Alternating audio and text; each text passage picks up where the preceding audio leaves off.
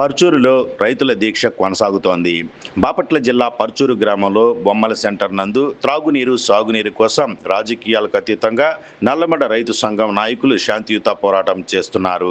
ఈ నెల 24న పర్చూరు బంద్ నిర్వహించినా కూడా ప్రభుత్వం నుంచి ఎలాంటి స్పందన లేదని, దీంతో మళ్లీ 2 రోజులుగా శాంతియుత నిరసన దీక్షలు కొనసాగిస్తున్నామని రైతులు తెలిపారు.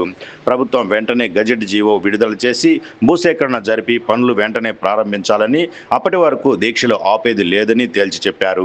ఈ సందర్భంగా నల్లమడ రైతు సంఘం నాయకులు డాక్టర్ కొల్లా రామ్మోహన్ రావు మాట్లాడుతూ, అధికార పార్టీ నేతలు సమస్యను పరిష్కరించకుండా రాజకీయ పార్టీల మధ్య చిచ్చు పెట్టి బ్రిటిష్ వాళ్ల తరహాలో విభజించు పాలించు సిద్ధాంతాన్ని పాటిస్తున్నారని ఆరోపించారు. ఇప్పటికైనా క్షేత్రస్థాయిలో రైతుల కష్టాలు చూసి త్రాగునీరు, సాగునీరు ఇవ్వాలని డిమాండ్ చేశారు. గత కోరికైనా మొదటి నుంచి ఈ కార్యక్రమం గుంటూరు ఛానల్ పర్చూరు వరకు పొడిగించాలనే కార్యక్రమంలో కొంతవరకు ఆగిపోయింది. అది గుంటూరు జిల్లా పరిధి వరకు అయింది. బాపట్ల జిల్లా పరిధిలో కూడా కావాలని ఈ ప్రాంత రైతులు, గ్రామస్తులందరూ కూడా ముక్త గంటతో కోరుకుంటున్నారు. దీన్ని సాధించే వరకు ఈ ఉద్యమం ఆగదు. ప్రభుత్వం కూడా దీన్ని గమనించి పర్చూరు వరకు వెంటనే నిధులు విడుదల చేయాలని చెప్పి కోరుకుంటున్నాం. అది గర్నిపూడి గ్రామం అండి. నా పేరు బండి రాంబాబు. ఈ సమస్య అనేది నల్లమడ అనేది, ఈ గుంటూరు కెనాల్ అనేది ఒకళ్ళది కాదండి. ప్రతి ఒక్క రైతుకి, ప్రతి ఒక్కరికి నీటి వసతి కోసం, పంట పొలాల కోసం ఉపయోగపడుతుందని చెప్పి అందరూ సాగునీటి కోసం ప్రయత్నం చేస్తున్నారండి. ఈ ఉద్యమంగా బాగా బలపడి త్వరగా ప్రభుత్వం స్పందించి ఇవ్వాలని మనం సార్. అది పర్చూరు కాన్స్టిట్యున్సీలోని దగ్గుబాటు గ్రామము. మా నాన్నగారు 1969 నుంచి 81 దాకా సర్పంచ్గా చేశారు. అప్పుడు గుంటూరు ఛానల్ని పెదనందిపాడు వరకని తయారైంది. తర్వాత అక్కడి నుంచి 1965 తర్వాత దగ్గుబాటు వరకు దీన్ని పెంచాలని అనుకున్నారు. కానీ అది గుంటూరు ఛానల్ వరకే ఆగిపోయింది. ప్రస్తుతము దాన్ని పర్చూరు వరకైనా పొడిగించి మా రైతులందరినీ కాపాడాలని ప్రభుత్వం వారిని కోరుచున్నాము. ఆ తర్వాత కొంచెం నిధులు సమకూరిన తర్వాత మా దగ్గుబాటు ఇంకోళ్ళకు కూడా మంచినీరు సరఫరా చేసుకునేదానికి అవకాశం ఇవ్వాల్సిందిగా మా అందరి తరఫున మేము కోరుకుంటున్నాము.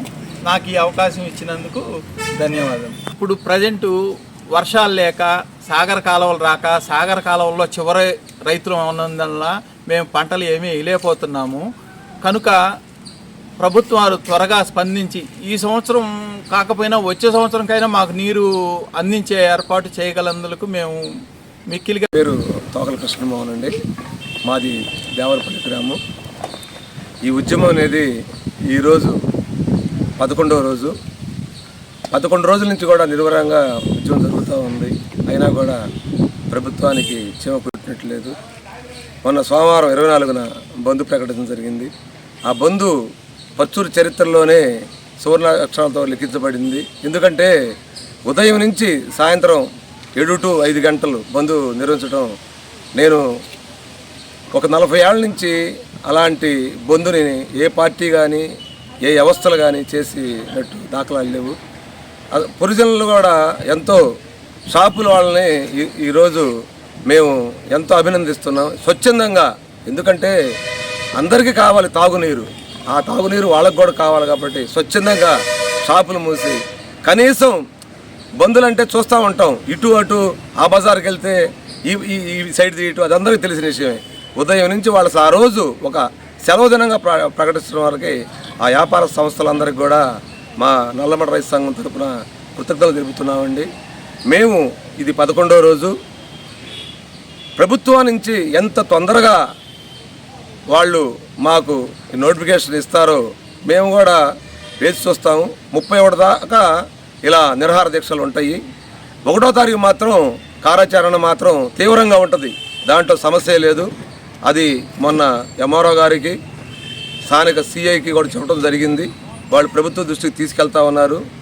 ప్రభుత్వ దృష్టికి తీసుకెళ్ళి ఎంత త్వరగా ఈ నోటిఫికేషను ఇస్తారో మేము ఆ సమయంలోనే, వాళ్ళు ఎప్పుడైతే ప్రభుత్వం నుంచి అధికారికంగా నోటిఫికేషన్ వచ్చిందో మేము ఈ కార్యక్రమాలు నిలిపేస్తాము.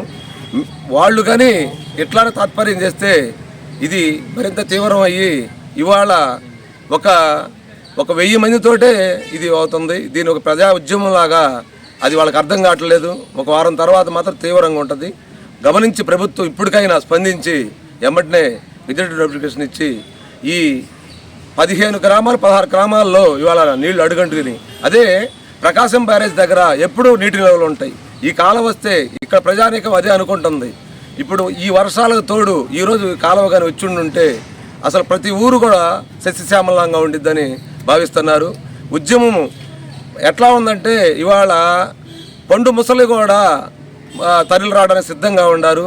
అది అంత దూరం తెచ్చుకోకుండా ఈ ప్రభుత్వం ఎమ్మటనే గజెట్ నోటిఫికేషన్ ఇచ్చి ఈ ప్రజలు ఆకాంక్ష తీరుస్తారని ఈ సభాముఖంగా నేను తెలియపరచుకుంటున్నాను. ఈ మా ప్రాంతానికి కరువు ప్రాంతం, నీళ్లు లేవు, భూగర్భ జలాలు లేవు. ఏదైనా పొరపాట్లు తవ్వితే ఉప్పు నీళ్లు, కటిక ఉప్పు నీళ్లు. అందువల్ల ఈ చాలా రోజుల నుంచి అడుగుతున్నాం. దాదాపు 8-9 దశాబ్దాల నుంచి అడుగుతున్నాం. ప్రభుత్వం ఇస్తానంటుంది. ముఖ్యమంత్రులు అందరూ కూడా ఇచ్చేశారు. 61లో అసెంబ్లీలో కూడా గవర్నమెంట్ ఒప్పుకుంది. ఆ రోజు అల్లూరి సత్యనారాయణ గారు పీడబ్ల్యూడీ మినిస్టర్గా ఉండి కృష్ణానది నుంచి దగ్గుబాటు దాకా కూడా మీకు నీళ్ళు ఇస్తామని చెప్పేసి బిల్లు కూడా పెట్టాడు. అంగీకరించారు. ఎకరానికి 200 రూపాయలు ఇవ్వమని అడిగారు. రైతులు అంగీకరించారు. అన్నీ జరిగిపోయినాయి. ఇంతవరకు కూడా ఈ ప్రాంతానికి నీళ్ళు ఇవ్వలేదు. చంద్రబాబు నాయుడు గారు అయితే ఎలక్షన్ ముందు, అంతకుముందు ప్రతిపక్ష నాయకుడిగా, అంతకుముందు చీఫ్ మినిస్టర్గా ఎన్నో సంవత్సరాలు ఆయన చీఫ్ మినిస్టర్గా ఉన్నాడు. అప్పుడు కూడా ప్రామిస్ చేశాడు. బ్రహ్మానంద రెడ్డి గారు ప్రామిస్ చేశాడు. జగన్మోహన్ రెడ్డి గారు ప్రతిపక్ష నాయకుడిగా, చీఫ్ మినిస్టర్గా ప్రామిస్ చేశాడు. ఎంతోమంది హామీలు ఇచ్చినా కానీ నీళ్లు రాలేదు. అందుకోసం ఇప్పటికైనా కానీ నీళ్ళు ఇవ్వమని అడిగినందువల్ల కంటిన్యూస్గా నిరంతర ఆందోళన వల్ల ప్రభుత్వం కొంత స్పందించి గుంటూరు జిల్లాలో పెద్ద పాలపర్రి వరకు భూసేకరణ నోటిఫికేషన్ ఇచ్చి కొన్ని ప్రాంతాల్లో కాళ్ళకి తవ్వకం ప్రారంభించింది. దురదృష్టం ఏంటంటే అసలు చాలా ఊరిక ఏ చిన్న కాలువ కూడా లేనటువంటి ప్రాంతం పర్చూరు, కరువు ప్రాంతం. మీకు పోలవరం పూర్తయినా కానీ ఈ నీళ్ళు రావు ఇక్కడికి. మరి బనకచర్ల పూర్తయినా ఈ ప్రాంతానికి నీళ్ళు రావు. కాలువలు లేవు. చాలా ఘోరమైనటువంటి పరిస్థితుల్లో ఉన్నటువంటి పర్చూరు మండలంలో ఉన్నటువంటి గ్రామాలన్నీ కూడా పక్కన పెట్టేశారు. దగ్గుబాటు కాలం అనేది ఊరిక అక్కడ వెలుగులో చూపించడం లేకపోతే ఇంతవరకు లేనే లేదు. ఇట్లా కాదు, మీరు ఖచ్చితంగా పర్చూరు ప్రాంతాన్ని కూడా నోటిఫికేషన్ ఇవ్వాలా, భూసేకరణ ప్రక్రియ మొదలు పెట్టండి అని ఆందోళన చేస్తున్నారు. ఆందోళన చేస్తున్నప్పుడు బంద్ కాలిచ్చాం 24వ తారీఖు. బంధు పర్చూరు పట్టణంలో ఉన్నటువంటి షాపుల వాళ్ళందరూ, స్కూల్స్ వాళ్ళందరూ, ఆఫీస్ వాళ్ళందరూ, బ్యాంకుల వాళ్ళందరూ కోర్టులను బాయ్కాట్ చేశారు. లాయర్లు రోడ్డు మీదకి వచ్చేసి చెప్పారు. ఇట్లా పర్చూరు ప్రాంతం ప్రజలందరూ కోరుతున్నటువంటి డిమాండ్ని నిర్లక్ష్యం చేస్తుంది ప్రభుత్వం. పోలీసుల్ని పంపి, పోలీసుల్ని 4 సబ్ ఇన్స్పెక్టర్ని, ఒక సిఐని, ఒక డిఎస్పీని, వీళ్ళందరూ వచ్చి ఇక్కడ ఉన్నటువంటి బంద్ని అణిచేయాలని ప్రయత్నం చేస్తున్నారు. ఇది చాలా అన్యాయం. పోలీసు ఆయన షాపుల దగ్గరికి వెళ్ళి మీరు షాపులు తెరవండి, మేము రక్షణ ఇస్తామని చెప్పి బ్రిటిష్ వాళ్ళు చెప్పేవాళ్ళు అంటే అట్లా. ఇదేం అన్యాయం? స్వచ్ఛందంగా వాళ్ళు బంద్ చేస్తుంటే మీరు షాపులు తెరవండి, మేము ఇది చేస్తాం. ఈ బంద్కి అనుమతి లేదు, అందువల్ల మీరు బంద్ చేయబాకండి అని స్కూల్స్కి నోటిఫికేషన్, డిఈఓ చేత నోటిఫికేషన్, పోలీసులు ఫోన్లు. ఇది ప్రజలకి కోరికలు తీర్చకుండా, నీళ్లు అడుగుతుంటే నీళ్ళు ఇవ్వకుండా ఈ పోలీసులు వచ్చి మీరు అది చేయబాకండి, ఇది చేయబాకండి. ఏం చేయమంటారు? చీఫ్ మినిస్టర్ని అడిగాము, 4-5 సార్లు కలెక్టర్ని కలిసాము, మినిస్టర్ని కలిసాము, ఇరిగేషన్ మినిస్టర్ని కలిసాము, లోకల్ ఎమ్మెల్యేని కలిసాము. ఇంకా ఏం చేయమంటారు? మాకు ఏమీ గతి లేక, అవకాశం లేక బంద్ చేస్తుంటే, బంద్ చేశారా మీ సంగతి చూసుకోండి, మీకు తెలుసా, మీకు అనుమతి లేదు అని చెప్పి నోటీసులు పెట్టి వ్యక్తిగతంగా వచ్చి మమ్మల్ని బెదిరించడం ఇది చాలా అన్యాయం. ప్రజలు రోడ్డు మీద ఎందుకు కూర్చున్నారు? మమ్మల్ని బంధుకి అని చెప్పి చిన్న ఊరేగింపు పెడితే ముందుకు పోనీయకుండా అడ్డం పడి తాళ్ళు కట్టారు, రోపులు కట్టారు. 5 గంటలు మరి రోడ్డు మీద కూర్చోవాల్సి వచ్చింది. ఎండ, పైన ఎండ, కింద ఏమైనా సిమెంట్ రోడ్డు కాలుతుంది. అయినా కానీ పర్చూరులో ఉన్నటువంటి దాదాపు 100 మంది రోడ్డు మీద కూర్చుని ఏకధాటితోటి అడిగారు. అందరూ కూడా గొంతెత్తి మాకు నీళ్లు కావాలా, పర్చూరు ప్రాంతానికి వెంటనే నోటిఫికేషన్ చేయండి. ఏం చేశారు, కొత్తగా డ్రోన్లు తీసుకొచ్చి, డ్రోన్లు ఎక్కడ ఉంటాయి, ఎక్కడో మన ఇతర దేశాల మీద దాడి చేయడానికి వాటికి వాడే డ్రోన్లు ఇక్కడ మేము రైతులుగా కూర్చుంటే మా మీద డ్రోన్లు ప్రయోగించి డ్రోన్లతో బొమ్మలు తీసి ఫోటోలు తీసి ఆ ఫోటోలు ఎస్పీకి పంపించి అక్కడి నుంచి కలెక్టర్కి పంపించి వాళ్ళు కంటిన్యూస్ మానిటరింగ్. మేమైనా టెర్రరిస్టులవా, ఏమైనా దాడి చేస్తున్నావా? మేము శాంతియుతంగా బంద్ చేసి అడుగుతాం. బంద్ చేసే పరిస్థితి కల్పించడం తప్పు. ఇది ముందు గ్రామాల్లో పాదయాత్ర చేసాం, తర్వాత బంద్ చేసాం, తర్వాత వారం రోజుల నుంచి ఇక్కడ కూర్చున్నాం.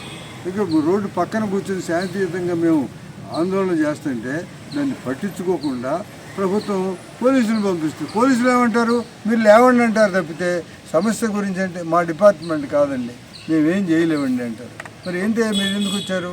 వాళ్ళు బొమ్మన్నారు, మేము వచ్చామంటారు. ఇది ప్రభుత్వం, ప్రజల ప్రభుత్వం అయితే ప్రజల కోరికలు తీర్చాలా, తీర్చకపోతే దీని పరిణామాలు చాలా తీవ్రంగా ఉంటాయి. ఇది పార్టీల సమస్య కాదు, ప్రజల సమస్య. రైతులు పార్టీలు వేరైనా కానీ రైతులందరూ ఒక్కటే. ప్రభుత్వంలో ఉన్నటువంటి వాళ్ళు ఎప్పుడు కూడా రైతుల్ని ప్రజల్ని విడగొడతాడు. బ్రిటిష్ వాడు ఏం చేశాడు, ప్రజల్ని విడగొట్టే భారతదేశంలోకి ప్రవేశించాడు. ఇక్కడికి వచ్చిన తర్వాత వాడు ఏం చేశాడు, రాజుల్ని సిరాజుద్దీన్ దౌలా వాళ్ళంతా కూడా వాళ్ళు చేసేసి వాడిని మోసం చేసి బావమర్దిని పట్టుకుని చేశాడు. ఇట్లనే ఝాన్సీ ఆ ప్రాంతంలో అక్కడ నుండి రాజుని చేశాడు. ఒక రాజును పట్టుకోవటం, వాడికి లేకపోతే వాడు బావమర్దిని పట్టుకోవటం, ఈ విధంగా భారతదేశంలో ఉండే ప్రజల మధ్య కలతలు పెట్టి వాళ్ళని విభజించి పాలించాడు. అదే పద్ధతిలో ఈ రోజున శాంతియుతంగా నీళ్లు కావాలని అడుగుతుంటే గ్రామాల్లోకి చేరి వాళ్ళు వెళ్ళొద్దు, మీరు వెళ్ళారంటే ఇది ప్రభుత్వ వ్యతిరేక చర్య, మన పార్టీకి వ్యతిరేక చర్య అని ఇట్లా గ్రామాలను విడగొట్టి రైతులను విడగొట్టి ఇట్లా రైతుల మధ్య చిచ్చు పెట్టడం అనేది ప్రభుత్వానికి తగదు. ఇది ప్రభుత్వానికే నష్టం అని కూడా నేను చెప్తున్నాను. వెంటనే ఆ నోటిఫికేషన్ ఇవ్వండి, కానీ ఖర్చులైనటువంటి పబ్లిక్ నోటిఫికేషన్ ఇచ్చి భూసేకరణ ప్రక్రియ మొదలుపెట్టి ఈ ప్రాంతానికి నీళ్ళు ఇవ్వండి, మంచి వాళ్ళు అనిపించుకోండి.